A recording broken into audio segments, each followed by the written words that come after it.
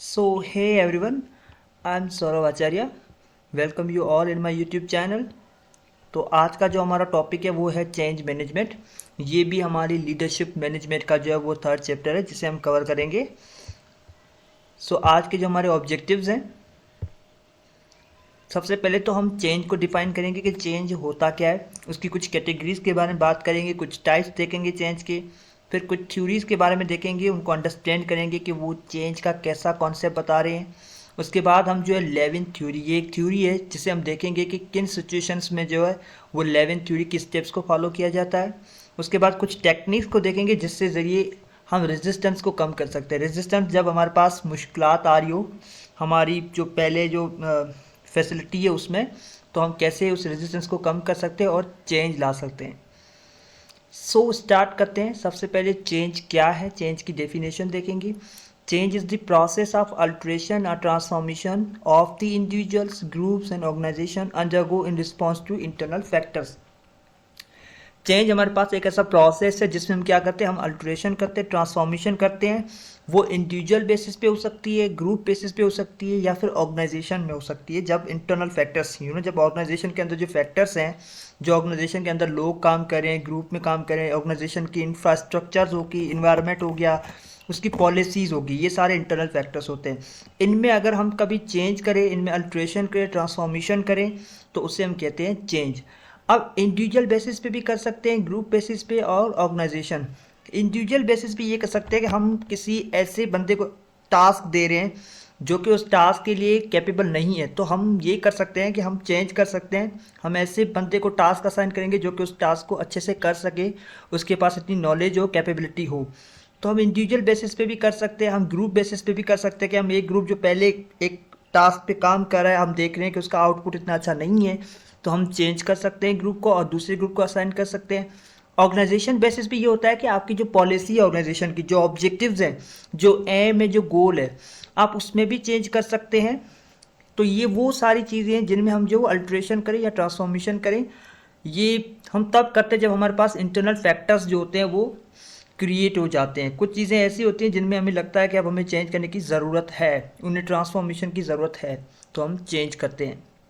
अब यहाँ पे अगर सपोज हम एक एग्जांपल ले लें, हमारे पास ये होता है कि जनरल वार्ड में जो है वो पीड्स के भी पेशेंट आ रहे हैं, अडल्ट के भी पेशेंट आ रहे हैं, लेकिन हमारे पास जो नर्सेज हैं उनमें पीड्स की जो कैनुलेशन करने की इतनी कैपेबिलिटी नहीं है, वो इतनी जो उसमें स्किल्ड नहीं है। तो हम ये कर सकते हैं कि हम किसी और वार्ड में ये रिक्वेस्ट कर सकते हैं कि आप जो हमें एक ऐसा नर्स असाइन कर दें या एक ऐसा स्टाफ दे दें जो कि पीड्स की आईवी कैनुलेशन अच्छे से कर सकता है। तो हम चेंज कर सकते हैं अपने स्टाफ को। तो ये बेसिकली क्या करें, हम अल्ट्रेशन करें या ट्रांसफॉर्मेशन करें नीड के according. Change management is the process, tool and technique to manage the people side of change to achieve the required business outcome.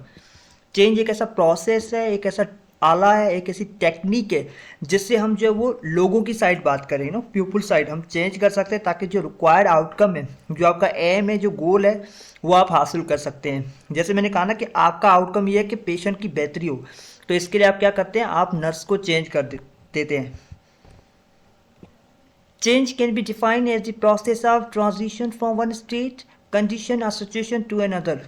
Change एक ऐसा प्रोसेस है जिसमें आप एक सिचुएशन से, एक कंडीशन से जो है दूसरी कंडीशन की तरह मूव करते हैं। अगर कि जो पहली कंडीशन है वो अच्छी नहीं है, उसमें जो आपका आउटकम अच्छे से नहीं आ रहा है, डिज़ायर्ड चीज़ें आपको नहीं मिल रही, तो आप क्या करते हैं, उस सिचुएशन को चेंज कर देते हैं। इट इन्वॉल्व अल्टरिंग और मॉडिफाइंग द एग्जिस्टिंग स्टेट और condition to bring about a new state और condition. Change can occur at various levels, including individual, organization, societal, and environmental, and it can manifest in different forms such as incremental adjustment or disruptive transformation. तो change होती है वो कई situations में भी हो सकती है, कई लेवल्स पे भी हो सकती है, जिसमें हम ऑर्गेनाइजेशन लेवल पे कर सकते हैं, इंडिविजुअल लेवल पे भी कर सकते हैं, इन्वायरमेंटल एग्जांपल कि हमारे पास जिस एरिया में हम काम करें, जो हमारा ऑफिस का एनवायरनमेंट है, हम उसमें भी चेंज कर सकते हैं। और ये जो है वो दो टाइप में हम कर सकते हैं, जिसमें एक है इंक्रीमेंटल और दूसरा है डिसरप्टिव। ये क्या है हम आगे देखेंगे, ये आगे टाइप्स में डिफाइन किए गए जैसे यहाँ पे। अब हम देखते हैं कैटेगरीज और टाइप ऑफ चेंज, कितने टाइप के चेंजेस हैं, कितनी कैटेगरीज हैं। Change can manifest in a various form and can be categorized and classified in multiple ways depending on the context. Here are some common categories and the type of change. Change जो है कई categories और कई levels पे किया जाता है. कौन कौन से वो लेवल हैं उनको जो है फर्दर उनकी क्लासिफिकेशन की गई है. कुछ जो वो नेचर चेंज है जिसमें सबसे पहले आता है आपके पास incremental change. This type of change अगर ग्रेजुअली ओवर टाइम. ये जो चेंज होता है वो वक्त के साथ धीरे धीरे किया जाता है. छोटी छोटी आदतें जो हमारी होती है ना, हम जब थोड़ी थोड़ी उन चीज़ों को कम कर रहे होते हैं जो कि बुरी आदतें होती हैं, तो हम धीरे धीरे जो स्टेप्स ले रहे होते हैं, आहिस्ता आहिस्ता हम चीज़ों को कम करने की कोशिश करते हैं या चेंज लाते हैं. तो जब आप छोटी छोटी चीज़ों में चेंज लाना स्टार्ट करते हैं उसे हम कहते हैं इंक्रीमेंटल चेंज, जो कि टाइम के साथ आहिस्ता आहिस्ता होती है.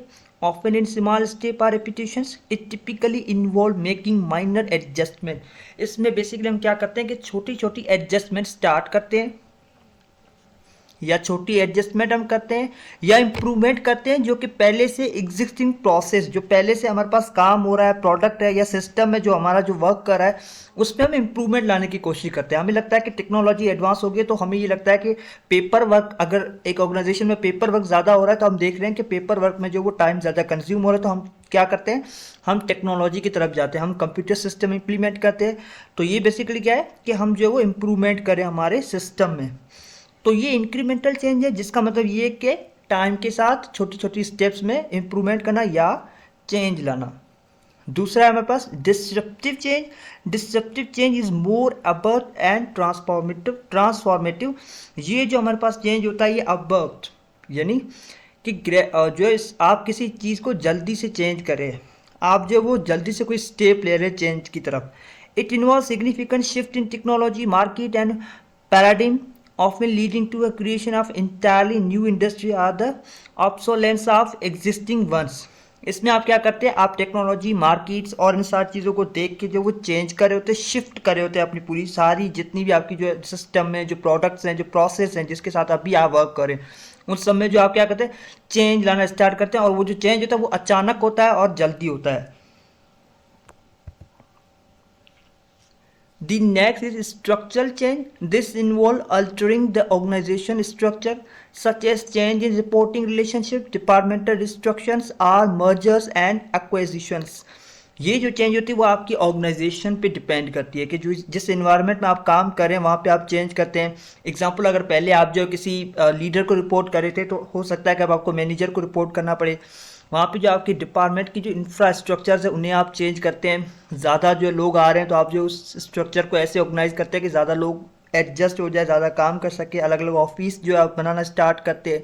उसके बाद मर्जर्स यानी दो कंपनी जो एक साथ मिलकर काम करती है, या एक्विजिशन, कोई एक कंपनी दूसरी कंपनी को ओन करता है.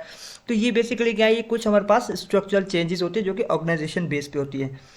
Then cultural change. Cultural change focus on shifting the value, belief and behavior within an organization. It often involve initiative to foster innovation, collaboration, diversity or a customer-centric mindset.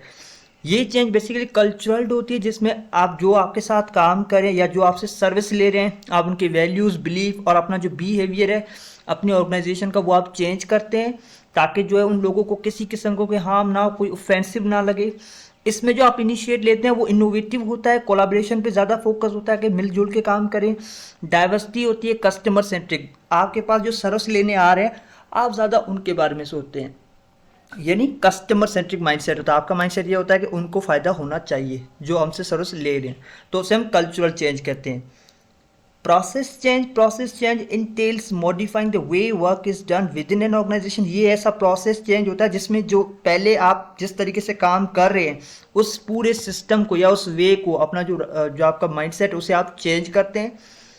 It may involve implementing new work flows, technologies और quality improvement initiative. जो मैंने आपको पहले example बताया ना कि अगर एक कंपनी जो है पहले पेपर वर्क पे ज़्यादा फोकस करती थी, अब आप क्या करते हैं उसमें टेक्नोलॉजी या न्यू वर्क फ्लो स्टार्ट करते हैं. आप नई नई चीज़ों को जो इनिशिएट करते हैं जिसमें आप जो है पेपर वर्क से आप कंप्यूटर वर्क की तरफ मूव करें.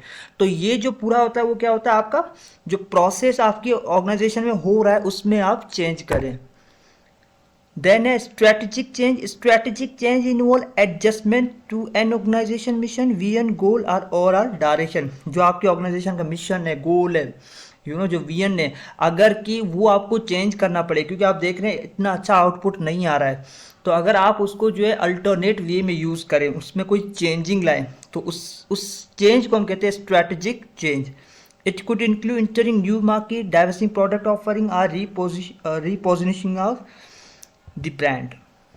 तो पूरी ऑर्गेनाइजेशन का जो आपका वीएन है, गोल है, आप कैसे लोगों को सर्विस दे रहे हो, कैसे लोग आपसे जो है आपके अंडर काम कर रहे हैं, इन सब चीज़ों को देख के आप जो अपने ऑब्जेक्टिव जो गोल्स हैं या जो आउटकम का जो आपका एम है उसे आप चेंज करते हैं।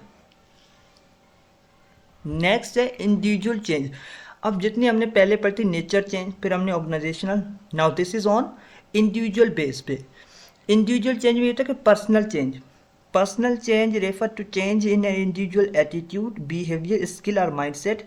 आप अगर किसी ऑर्गेनाइजेशन में किसी पोजीशन पे काम करते हो तो आपको अपनी पर्सनैलिटी से अगर दिख रहा है कि वो जो है ऑफेंसिव है, लोगों को जो वो इतना नहीं भा रहा, आपका जो एटीट्यूड है वो लोगों के लिए अच्छा नहीं है, तो आप उसमें चेंज लाएं, अपने बिहेवियर में चेंज लाएं, इवन तो अपनी स्किल्स में सीखते रहें नई नई चीज़ों को और उनमें चेंजिंग लाते जाएं। अपना माइंडसेट चेंज कर दें, जो गोल आपने बनाया उस पर फोकस करें, जो कस्टमर सेंट्रिक केयर है उस पर ज़्यादा फोकस करें एज ए नर्स। तो वो क्या होती है, पर्सनल चेंज होती है। It may involve personal development efforts such as learning new skills, adopting healthier habits और ओवरकमिंग लिमिटिंग बिलीफ। दूसरों पे भरोसा करना सीख जाए, न्यू स्किल्स सीखे, हेल्थियर हैबिट्स को जो है वो अडॉप्ट करना स्टार्ट करे, तो ये पर्सनल चेंजेस है। Professional changes related to change in one careers or professional life. This could include transitioning to a new role, acquiring additional qualification, impacting on a new career path। जिसमें क्या होता है कि आप अपना जो प्रोफेशन है उसमें चेंज लाएं, अपने करियर का जो एक गोल है उसमें चेंज लाएं, जिसमें आप नई नई चीज़ों को सीखें, क्वालिफिकेशन एडिशन, जो क्वालिफिकेशन है वो एक्वायर करना स्टार्ट करें, नए नई चीज़ों के सर्टिफाइड होते जाएं और अपना जो करियर पाथ है उसे जो है वो इम्बार्क करें, बढ़ाएं, सीखने की कोशिश करें, उसे फुलफिल करने की कोशिश करें। नाउ हम आते हैं कुछ थ्योरीज पे कि चेंज की कौन कौन सी थ्योरीज हैं और वो कैसे वर्क करती हैं। लेविन चेंज मैनेजमेंट मॉडल, ये सोशियोलॉजिस्ट कर्ट लेविन थे जिन्होंने 1951 में जो है इन्वेंट किया, प्लान किया और उन्होंने बताया कि चेंज कैसे किया जाता है। That any potential change is interplay of multiple opposing force. जब भी कोई चेंज होता है उसके पीछे कई सारे कारण होते हैं, कोई बहुत सारे फोर्सेस होते हैं जो कि चेंज को करवा रहे होते हैं। This force are broadly categorize under two major fields, the driving force and restraining force. लेकिन दो फोर्स जो वो ज़्यादा यहाँ पे कैटेगराइज किए गए हैं, उनको डिस्कस किया गया कि ये दो फोर्स होते हैं जो चेंज को करवा रहे होते हैं और ये चेंज को जो वो ला रहे होते हैं किसी भी ऑर्गेनाइजेशन में। So the first one is driving force. Driving force are those factor influence that push a change forward. ये वो फोर्सेस होती है जो कि चेंज को पुश कर रही होती है कि चेंज होना ज़रूरी है, कि चेंज लाने में ये हेल्प कर रही होती है। इवन अगर हम सिंपल में बात करें कि ये वो होती है जो इन्फ्लुएंस करती है कि चेंज होना ज़रूरी है। दे आर टिपिकली इंटरनल और external factor that create a motivation और पुश फॉर अ चेंज। ये वो फैक्टर्स होते हैं जो कि ऐसा इन्वायरमेंट क्रिएट करते हैं जहाँ पे आप मोटिवेट होते हैं कि चेंज करें। जैसे अगर हम बात करें कि अगर प्रोडक्ट की जो है क्रिएटिविटी आपको जो वो चेंज करने की ज़रूरत है क्योंकि आपका प्रोडक्ट जो है मार्केट में अब इतनी डिमांड नहीं रख रहा, तो आप मोटिवेट हो जाएं अपने जो इस प्रोडक्ट की जो टेक्निक्स हैं, जो उसकी डिमांड है उसको बढ़ाने के लिए आप जो वो चेंज करें जो पहले पाथ था उसमें। तो ये होगा आपका ड्राइविंग फोर्स जिसमें क्या होता है कि आप मोटिवेटेड होते हो ताकि आप चेंज करो और ये फोर्स आपको पुश कर रहा होता है कि चेंज लाजमी है। Driving force can induce opportunities for growth. ये आपकी अपॉर्चुनिटीज़ को, नई नई अपॉर्चुनिटीज़ को एक्सप्लोर करने में हेल्प करता है। Competitive pressures, technology advancement, market demand, visionary leadership और इंडिविजुअल एस्पिरेशंस कि एक बंदा जो वहाँ पे काम कर रहा है उसके भी अपने जो है वो कुछ ख्वाब होते हैं, ड्रीम्स होते हैं। वो भी चाहता है कि मैं इसमें और अच्छा कर सकूँ अपनी ऑर्गेनाइजेशन के लिए ताकि इससे मेरी ऑर्गेनाइजेशन को भी फ़ायदा हो और पर्सनली मुझे भी इससे फ़ायदा हो। These force drive individual or organization toward adopting new behavior, strategies or structures। ये फोर्स जो होते हैं इस चीज़ के लिए, कास्ट होते हैं ये इस चीज़ के लिए जो वो हम कहेंगे रिस्पॉन्सिबल होते हैं, जो कि किसी भी ऑर्गेनाइजेशन को नई स्ट्रेटजीज सीखने पे मजबूर करती हैं, अपनी स्ट्रक्चर्स में चेंज करने के लिए मजबूर करती हैं। अब जैसे वहाँ पे ये था कि वो पुश कर रहा था कि चेंज होना ज़रूरी है, ये बिल्कुल उसका अपोजिट है। ये क्या करता है कि चेंज होने से रोकता है। Restraining force are foster or influence that hinder or resist change. ये बेसिकली क्या करते हैं, किसी भी चेंज को होने से रोकते हैं। They contract the driving force and work to maintain the status quo or a prevent change from occurring. ये क्या करते हैं, ड्राइविंग फोर्स को होने से रोकते हैं और ये कोशिश करते हैं कि जो स्टेटस या जो चीज़ अब तक चल रही, जो प्रोसेस चल रहा है वो मेंटेन रहे, उसमें किसी किस्म की चेंज ना हो। Restraint force can include fear of unknown, inertia, organization culture, resistance to change, lack of resources or wasted interest in maintaining the current state। ये जो फोर्स होता है इसमें कौन कौन सी चीज़ें आती है कि अननोन, इनर्शिया, एक घबराहट सी होती है अजीब सी कि पता नहीं अगर हम चेंज करें ये कामयाब होगी भी या नहीं होगी। ऑर्गेनाइजेशन का कल्चर ही ऐसा है कि हम नहीं चेंज कर सकते, जैसे हमने गोल सेट किए हैं उसके अकॉर्डिंग ही हमें चलना है। रेजिस्टेंस टू चेंज, कुछ रेजिस्टेंस आ जाती हैं, कुछ फैक्टर्स होते हैं जिनकी वजह से आप चेंज नहीं कर सकते। रिसोर्सेज इतने नहीं होते, तो मतलब ये वो सारी चीज़ें जो कि आपको करंट स्टेट में रहने के लिए मजबूर करती है, तो उसे हम कहते हैं restraining force. These force create barrier or obstacles that must be addressed or overcome for change to be successful. Now Lewin change management model, जो हमने ऊपर से दो फोर्स पढ़े वो लेविन जो है वो हमें बताए। अब हम पढ़ेंगे कि इस मॉडल का चेंज में क्या रिलेशन है, चेंज इस मॉडल के थ्रू कैसे डिफाइन किया गया है। Propose by Kurt Lewin, this model emphasise 3 stage of change, unfreeze, change and refreeze. Unfreeze में क्या होता है कि आप जो है वो पहले इस चीज़ को देखते हैं कि कहाँ पे चेंज करना ज़रूरी है। आप जो बेसिकली क्या करते हैं, असेसमेंट करते हैं, आप कलेक्शन करते हैं कि मुझे कहाँ पे चेंज करना चाहिए। चेंज में बेसिकली क्या होता है, जो कि सेकंड स्टेप है, जिसमें आप जो है जो प्लान आपने बनाया है कि यहाँ पे मुझे चेंजिंग की ज़रूरत है, अब वो आप प्लान इम्प्लीमेंट करेंगे। Third one is refreezing. इस प्रोसेस में आप देखते हैं कि अब मैंने चेंज कर लिया, अपना माइंडसेट चेंज कर लिया या अपना प्रोसेस चेंज कर लिया, जो भी किया है, तो क्या वो अच्छे से मुझे आउटकम दे रहा है। अगर क्या आउटकम अच्छे से आ रहा है तो आप क्या करते हैं, स्टेबल हो जाते हैं, उसी चेंज पे चलते हैं कि हाँ सही है, अब ऐसे ही चलना है, ये जो मेरी टेक्निक है वो अच्छी है। तो हम देखेंगे कि इन सारी स्टेप्स को हम हमारे नर्सिंग केयर में कैसे यूज़ करते हैं एग्जाम्पल के साथ आगे। Unfreeze involve preparing for change by creating awareness and overcoming resistance. Change involve implementing the desired changes. Refreeze involve stabilise the change by reinforcing और new behaviour or system. So one by one हम इसे देखेंगे। The first stage में जो कि हमारे पास क्या है, अनफ्रीज है। तो अनफ्रीज में क्या करते हैं, हम डेटा गैदर करते हैं, हम एक्यूरेटली डायग्नोज करते हैं कि प्रॉब्लम क्या है, कहाँ पे जो हमें चेंज करने की ज़रूरत है। हम डिसाइड करते हैं कि चेंज ज़रूरी है, इस जो चीज़ हमने डायग्नोज की यहाँ पे चेंज वाकई ज़रूरी है, चेंज हो सकता है ये। Make other aware of need for the change, जो दूसरे आपके साथ काम करें सो ऑर्गेनाइजेशन में, उनको भी आप अवेयर करें कि हाँ यहाँ पे हमें चेंज करने की ज़रूरत है, ताकि जो है वो आउटकम बेहतर हो सके। So this is the first stage. And second में क्या होता है, डेवलप अ प्लान, जिसमें हम एक प्लान बनाते हैं कि हमें कैसे चेंज करना है या कौन सी चीज़ जो है उसमें कौन सी बेहतर रहेगी जो हम चेंज करके ला सकते हैं। हम कुछ गोल्स को सेट करेंगे, आइडेंटिफाई करेंगे एरिया जहाँ पे हमें सपोर्ट मिलेगी और जहाँ पे रेजिस्टेंस आएगा ताकि हम उनको ओवरकम कर सकें। Include everyone who will be affected by change and it's planning, उन सभी लोगों को जो है वो बताना ज़रूरी है जो जो इस चेंज से जो इफेक्ट होंगे, चाहे वो आपके सर्विस हो, कस्टमर्स हो, उनको भी आपको बताना ज़रूरी है, या जो आपके साथ काम करे एम्प्लॉयज़, उनको भी बताना ज़रूरी है। एक टारगेट डेट सेट करेंगे जिस पे जो है आप वो काम करेंगे। Develop appropriate strategies, implement change को इम्प्लीमेंट करेंगे। देन आप देखेंगे be able to support other and offer encouragement through the change, दूसरे जो आपके साथ काम करें उन सबको भी आप बोलेंगे कि आपको सपोर्ट करें, इंकरेज करेंगे उनको ताकि वो आपको सपोर्ट करें आपकी इस चेंज में। Use strategies for overcoming resistance, जो रेजिस्टेंस आ रहे हैं, जो फैक्टर्स हैं जो आपको चेंज करने से रोक रहे हैं, उनको ओवरकम करने के लिए कुछ स्ट्रेटजीज को यूज़ करेंगे हम।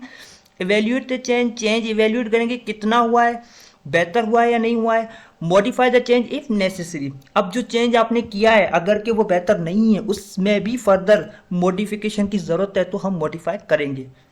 द थर्ड इज रीप्रेजिंग, जिसमें हम ये देखेंगे support other to change remain, अगर कि जो चेंज हमने किया है वो बेहतर है, उससे हमें आउटकम अच्छा मिल रहा है, तो हम जो है सपोर्ट करेंगे कि वो चेंज रहे आगे तक। अब जैसे कि ये 3 स्टेज है लेविन चेंज मॉडल। अब यहाँ पे एक एग्जांपल हम शेयर करते हैं। एज ए नर्स आप किसी ऑर्गेनाइजेशन में काम कर रहे हैं और आपके पास जो पेशेंट आ रहे हैं वो आपको कंप्लेन कर रहे हैं, आपके हेड नर्स को या आपको, कि आपका जो वेटिंग टाइम ज़्यादा है, ईआर में जो पेशेंट आ रहे हैं आप लोग उनको जल्दी से ट्रीट नहीं कर पा रहे हैं। तो ये शिकायत आपके हेड नर्स के पास चली गई। हेड नर्स ने आप सबको बुलाया, जितने भी स्टाफ वहाँ पे काम कर रहे थे, कि भाई आखिर मसला क्या है, वेटिंग टाइम इतना ज़्यादा क्यों है, आप लोग उन पेशेंट को केयर क्यों नहीं दे रहे जिनको सबसे पहले ज़रूरत है, जैसे कुछ ब्लीडिंग के पेशेंट या हार्ट के पेशेंट आ रहे हैं आपके पास, तो आप उनको क्यों नहीं केयर दे रहे हैं। तो उनमें से किसी एक नर्स ने बताया कि प्रॉब्लम ये है कि हम आइडेंटिफाई नहीं कर पाते हैं कि हम किसको केयर दें, और जो हमारे पास नर्सेज हैं उनको इस चीज़ की ट्रेनिंग की ज़रूरत है ताकि जो है वो समझ जाएं कि किस पेशेंट को सबसे पहले असेस करना है। तो हमारा वेटिंग टाइम जो वो कम हो जाएगा। उसके साथ साथ कुछ ऐसी स्ट्रेटजीज को भी हम सिखाएंगे जिससे जो वो जल्दी से हम पेशेंट को जो वो केयर दे सकें जो कि इमरजेंसी में हमारे पास आ रहे होते हैं। तो सबसे पहले ये देखा गया अनफ्रीज में, क्या देखा हमने कि हमारे पास प्रॉब्लम क्या है, हमारे पास वेटिंग टाइम ज़्यादा है। पेशेंट के साथ जो अटेंडेंट है या पेशेंट है वो कंप्लेन कर रहा है कि आपका वेटिंग टाइम ज़्यादा है, हमें केयर नहीं मिल पा रही है। चेंज हम देखेंगे कि हमें चेंज कहाँ लाना है, जो हमारा वेटिंग टाइम है उसमें चेंज लानी है, जिसमें हम ये करेंगे कुछ स्ट्रेटजीज हम जो है नर्सेज को सिखाएंगे, उसके साथ साथ कुछ ट्रेनिंग देंगे। तो इससे हम क्या है, या फिर स्टाफ का रेशो बढ़ाएंगे तो हम जो है वो चेंज ला रहे हैं जो पहले प्रोसेस था उसमें। फिर हम देखेंगे कि ये सब करने के बाद, स्टाफ बढ़ाने के बाद, ट्रेनिंग देने के बाद, स्ट्रेटजीज सिखाने के बाद कितना हमें फ़ायदा हुआ है। अगर के फ़ायदा हुआ है, वेटिंग टाइम कम हुआ है, तो हम क्या करेंगे, रिफ्रेश स्टेट में रहेंगे। सो अनफ्रीज में क्या होता है कि हम नीड को देखते हैं, कहाँ चेंज करना है, जहाँ पे हम नीड को जो डिमॉन्स्ट्रेट करते हैं हम कि यहाँ पे चेंज का फ़ायदा होगा, ये हम चेंज में देखते हैं। सेकंड स्टेज में कि हम यहाँ पे चेंज लाएंगे तो ये फ़ायदा होगा, हम प्लानिंग करते हैं, चेंज करते हैं, इम्प्लीमेंट करते हैं हमारी प्लानिंग को। रिफ्रीज में हम देखेंगे कि वो बिहेवियर अगर कि बेहतर है तो हम क्या करेंगे, उसको सस्टेन करेंगे, रेनफोर्स करेंगे और ज़्यादा उसे बढ़ाएंगे। Now techniques for dealing with resistance, जो रेजिस्टेंस हमारे पास आ रहा होता है जब भी किसी चेंज को करने में या चेंज को इम्प्लीमेंट करने में, तो उससे हम कैसे डील करते हैं। Dealing with resistance is a critical aspect of managing change effectively. Here are some techniques commonly used to address resistance to change। कुछ टेक्निक्स यहाँ पे आपको डिटेल में बताई गई हैं जिनको यूज करके आप रेजिस्टेंस को रोक सकते हैं और चेंज कर सकते हैं। The first one is communication and transparency। Provide clear and transparent communication about the reason for change, its objective and the expected benefit। जो लोग आपके साथ काम कर रहे हैं उन सबको क्लियरली कम्युनिकेट करना है कि आप इस चीज़ से या इस जो प्रोसेस में या जो ऑर्गेनाइजेशन का गोल है उसमें आप चेंजिंग कर रहे हैं। चेंजिंग का रीज़न बताना ज़रूरी है, आपको बताना है कि अब आपका ऑब्जेक्टिव क्या है और अब आप क्या सोचते हैं, इससे कितना फ़ायदा होगा। जो जो लोग जो उस चेंज से इफेक्ट होंगे उन सबको जो आपको कम्युनिकेट करनी है ये चीज़ें। Address concerns and the questions openly and encourage dialogue to foster understand and buy in। लोगों की जो है वो कंसर्न्स ज़्यादा आपको सुनने हैं, सवाल भी सुनने हैं कि अगर कोई सवाल है तो मुझसे आप पूछ सकते हैं। इनकरेज करें कि ज़्यादा से ज़्यादा वो डायलॉग करे, वो आपसे जो है वो बात करे इस मामले में, ताकि आपको समझ आ जाए कि उन लोगों का सपोर्ट कितना है कितना नहीं है। इन्वॉल्व एम्प्लॉय और stakeholder in the change process by soliciting their input feedback and suggestion. जो एम्प्लॉय आपके साथ है उनकी भी आपको राय लेनी है, कोशिश करें कि उनको भी इसमें इन्वॉल्व करें, वो भी आपको बताएं कि क्या इससे फ़ायदा होगा नहीं होगा, उनका फीडबैक लेना, उनकी सजेशंस लेना। And the second is education and training. Offer education and training program to help individual develop the knowledge, skill and competency needed to adopt to the change successfully. जहाँ पे आप चेंज ला रहे हैं, अगर आप जो है वो ऑर्गेनाइजेशन में एम्प्लॉय बेसिस पे चेंज ला रहे हैं तो उनको ट्रेनिंग देना ज़रूरी है, एडुकेट करना ज़रूरी है ताकि उन लोगों को हेल्प हो, नई नॉलेज, स्किल्स और कॉम्पिटेंसी उनको मिले ताकि जो चेंज है वो सक्सेसफुली हो जाए। प्रोवाइड रिसोर्सेज प्रोवाइड करें, पहले अगर रिसोर्सेज की कमी थी तो अब आप रिसोर्सेज में चेंज करें, रिसोर्सेज बढ़ाएं। टूल्स प्रोवाइड करें, सपोर्ट टू फैसिलिटेट लर्निंग, कोशिश करें उनको सपोर्ट करें ताकि वो नई चीज़ों को लर्न करें, नई नई स्किल्स को डेवलप करें। And the third one is incentive and reward। Offer incentive or reward to motivate, encourage individual to support the change। उन लोगों को आप जो है सपोर्ट करें, इनकरेज करें, मोटिवेट करें, रिवॉर्ड दें, प्रमोशंस दें ताकि आपकी चेंज को वो सपोर्ट करें, आपको सपोर्ट करें। Recognize and celebrate achievement and milestone related to change implement. जो जो आपको फ़ायदा हो रहा है चेंज से उसको सेलिब्रेट करें, अचीवमेंट्स को दिखाएं कि चेंज करने के बाद ये चीज़ें आई हैं। Align performance appraisal system and reward structure with desired behaviour and outcome. जो आपका बिहेवियर आपको मिल रहा है, जो आउटकम आपको बेहतर मिल रहा है, उस चीज़ का जो आप रिवॉर्ड स्ट्रक्चर कायम करें। लोगों की परफॉर्मेंस अगर चेंज के बाद अच्छी हुई है तो आप जो उनको एक्नॉलेज करें।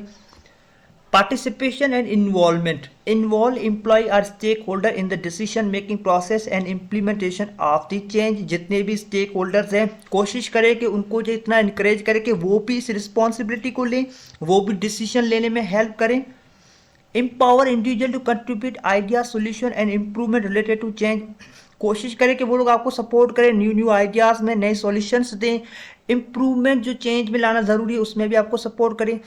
Foster a sense of ownership में accountability by delegating responsibility and giving individual a stake in a change process, उन लोगों को जो वो फोस्टर करे, उन लोगों को मोटिवेट करे ताकि वो भी इस चीज़ को अकाउंट करें, वो भी इस चीज़ को रिस्पॉन्सिबिलिटी को लें और वो समझें कि हम भी इसमें रिस्पॉन्सिबल होंगे इस चेंज में, इस चेंज में अगर फ़ायदा होगा तो हम भी इसमें जो है अपना रोल अदा करेंगे, और अगर कि इसमें कोई किसी किस्म का खुदा न खासा नुकसान भी हो जाए तो ये हमारी भी रिस्पॉन्सिबिलिटी होगी। इस कदर आपको जो उनको मोटिवेट करना है। The next is leadership and role modeling. Demonstrate strong leadership, support and commitment to change initiative. आप अगर उस पूरे चेंज को लीड करें तो आपकी लीडरशिप इतनी स्ट्रांग होनी चाहिए ताकि जो लोग आपके साथ काम करें वो आपको सपोर्ट करें, कमिटमेंट हो उस चेंज के साथ जो है वो लोग भी जुड़ जाएं। Lead by example by visible embracing accepting and championing the change, उस जो चेंज को उसे जो है अच्छे से एक्सेप्ट करें, अच्छे से समझाएं, उन लोगों को बताएं कि ये चेंज जो ज़रूरी है, इस तरीके से जो उनको दिखाएं, उनको जो है वो शो ऑफ करें। Encourage leaders and influencers individual to advocate for the change and serve as a role model for other, उन लोगों को बताएं कि वो दूसरों को भी इन्फ्लुएंस करें, उन लोगों को भी इस चेंज के बारे में बताएं, इस चेंज के लिए वो एडवोकेट हो, आवाज़ उठाएं ताकि जो दूसरे हैं वो भी इस चेंज में अपना इनिशिएट कर सकें, वो भी जो कुछ चीज़ें सीख सकें। Addressing concerns and resistance, acknowledge and validate concerns and resistance to change, आपको जो वो एक्नॉलेज करना, एक्नॉलेज बेसिकली अगर कोई काम कर रहा है तो आपको क्या करना है, उसको जो एक्नॉलेज करना ज़रूरी है, उनको जो इस बारे में बताना ज़रूरी है कि ये वो कंसर्न्स हैं जो रेजिस्टेंस को चेंज होने से रोक सकते हैं, जो चेंज को जो बेसिकली रोक सकते हैं और रेजिस्टेंस को बढ़ा सकते हैं। Take proactive steps to address specific concern objective raise by individual or group, आपको हमेशा तैयार रहना है कि जो आपके साथ जो ग्रुप काम करे या इंडिविजुअल करे वो ऑब्जेक्शन कर सकता है, सवाल कर सकता है, वो ये पूछ सकता है कि कैसे जो आप ये चेंज कर रहे हैं, तो आपको हमेशा रेडी रहना है, इतना जो आपको वो पता होना ज़रूरी है, नॉलेज होना ज़रूरी है चेंज के बारे में। Provide mayor and support to help individual navigate uncertainty and overcome resistance, उन लोगों को सपोर्ट करें ताकि उनके सवाल जो है वो कम हो जाए, अनसर्टेनिटी कम हो जाए, उनका भरोसा हो जाए और जो रेजिस्टेंस आ रहा है एम्प्लॉय बेसिस पे वो कम हो जाए। अब कौन सी ऐसी स्किल्स हैं जो आपके पास होना ज़रूरी है जब आप चेंज कर रहे होते हैं किसी भी सिचुएशन में। The effective in their role, change agent should possess a diverse set of skills, एक अपने रोल में अपने अगर आप अपने रोल में किसी किस्म का चेंज ला रहे हैं तो आप इतने स्किल्ड होने ज़रूरी हैं, इतना आपके पास नॉलेज होना ज़रूरी है, एट्रीब्यूट होना ज़रूरी है, वो खासियत होना ज़रूरी है। वो कौन कौन सी है हम आगे देखेंगे। ये वो खासियतें हैं, हेयर आर सम की skills and qualities that change agent should possess, ये वो क्वालिटीज़ हैं जो एक चेंज एजेंट के पास होना ज़रूरी है। The first one is communication skills, ability to articulate the vision, objective and rationale behind the change initiated clearly and well, आप क्यों चेंज करें उसका विजन, ऑब्जेक्टिव, रैशनल्स, इस चेंज से क्या क्या फ़ायदा होगा, रैशनल सब चीज़ें आप उनको बताएं क्लियरली ताकि वो समझ जाएं। इनिशिएट आप कर रहे हैं ना, चेंज को क्यों कर रहे हैं, वो सारी चीज़ें आप उनको क्लियरली कम्युनिकेट करें। Effective listening skill to understand the concerns, feedback and perspective from the stakeholder, उन लोगों को भी सुने, उनका क्या कंसर्न है, उनसे फीडबैक लें जो स्टेक होल्डर्स या एम्प्लॉय आपके साथ काम कर रहे हैं। Leadership skills second is strong leadership qualities to inspire and motivate other to support and embrace the change, लोगों को जो है इस कदर इंस्पायर करे, इस कदर जो मोटिवेट करे, गाइड करे ताकि वो आपको सपोर्ट करे, चेंज जो वो लाने में हेल्प करें और चेंज को स्टार्ट करें। Visionary leadership to provide direction and guidance throughout the change process, ऐसी लीडरशिप होनी चाहिए जिसमें आप उनको हर एक स्टेप पे गाइड करें, उनको जो डायरेक्शंस जो वो दिखाते जाएं ताकि जो चेंज का जो प्रोसेस है वो चलता रहे, और ये process through out the change, जब तक कि चेंज चल रहा है तब तक आपको जो अपनी लीडरशिप में उनको डायरेक्शन और गाइडलाइन देनी है। Analytical and problem solving skills, ability to gather, interpret and utilize data, and evidence to inform decision making and measure the impact of change initiative। ऐसी आपके पास नॉलेज होनी चाहिए कि आप जो है वो जहाँ पे प्रॉब्लम है वो गैदर कर सके, इंटरप्रेट कर सकें और फिर यूटिलाइज करें अपनी नॉलेज को। कोई चेंज आप जो वहाँ पे लाएं और वो चेंज एविडेंस बेस्ड होनी चाहिए। कोई डिसीजन अगर आप ले रहे हैं तो वो क्या होना चाहिए, एविडेंस बेस्ड होना चाहिए, और उसका क्या इम्पैक्ट होगा ये भी आपके जहन में होना चाहिए। Creativity and innovation to explore new approaches and opportunities for the improvement.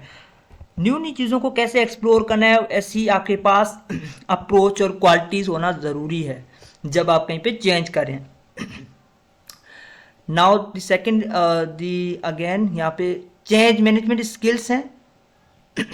वही बात की गई है कि आपके पास knowledge of change management principles, models, methodologies to plan, execute and evaluate change initiative. Effectively आपके पास इतनी नॉलेज होनी चाहिए कि आप जो है वो कुछ प्रिंसिपल्स को मैनेज करें, मॉडल्स देखें कौन कौन से मेथोडोलॉजीज हैं जिसके ज़रिए जो आप चेंज करेंगे, कैसे उसको एग्जीक्यूट करेंगे, स्टार्ट करेंगे, क्या उसका आउटकम होगा, इवेल्युएट करना ज़रूरी है कि कितना फ़ायदा हो रहा है कितना नहीं हो रहा है। ये सब चीज़ें आपको जो इफेक्टिवली करनी होती हैं, तो ऐसी स्किल्स होना ज़रूरी है। Ability to develop and implement change strategies, communication plans and stakeholder engagement strategies. आपके पास ऐसी एबिलिटी होना ज़रूरी है कि जब आप चेंज इम्प्लीमेंट कर रहे हैं, चेंज इम्प्लीमेंट की स्ट्रेटजीज को आप जो वो इनिशिएट करें, आप कम्युनिकेशन प्लान आपके पास होना ज़रूरी है, और आपके साथ स्टेक होल्डर्स जो हैं उनका सपोर्ट होना ज़रूरी है। Skills in identifying addressing barrier to change, कौन कौन सी मुश्किलात आएंगे जब आप चेंज करेंगे वो आपको आइडेंटिफाई करना आना चाहिए। मैनेजिंग रेजिस्टेंस, अगर कुछ फैक्टर्स है जो रेजिस्टेंस क्रिएट करेंगे कैसे उनको जो आप ओवरकम करेंगे ये आपको आना चाहिए।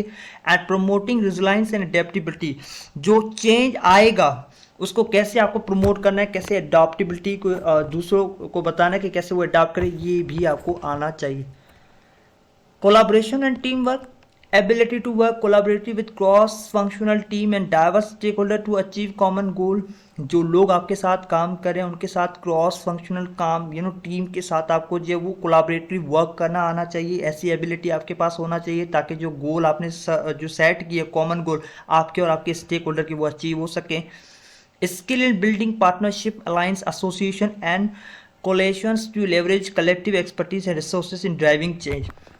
ऐसे स्किल्स होना ज़रूरी है जिसमें पार्टनरशिप, जो आपके साथ लोग काम करें, जो आपके साथ एसोसिएट हैं, जो आपके साथ जो है वो काम करें, लेवरेज करें कलेक्टिवली, आप और आपके एक्सपर्टीज़ जो है, ये जो रिसोर्सेज वगैरह हर चीज़ को जो आपको वो मैनेज करना आना चाहिए ताकि चेंज के बाद कैसे ये चीज़ें आपको जो वो अब यूज करनी है, कैसे इन चीज़ों को जो आपको अलाइन करना है। Capacity to facilitate group process, fostering collaboration to promote a culture of inclusivity and shared ownership। आपको आना चाहिए कि कैसे आप जो वो इस चेंज को फोस्टर करेंगे, कैसे इसका जो वो कंट्रीब्यूशन आप और आपकी टीम जो वो फेस करेगी, ये सारी चीज़ें आपको आनी चाहिए।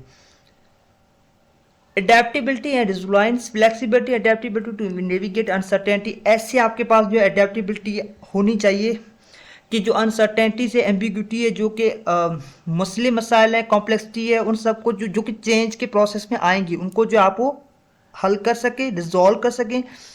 रिजोलेंस to cope which is take setback failure resistance and bounce back with renewed determination, resolve and creativity.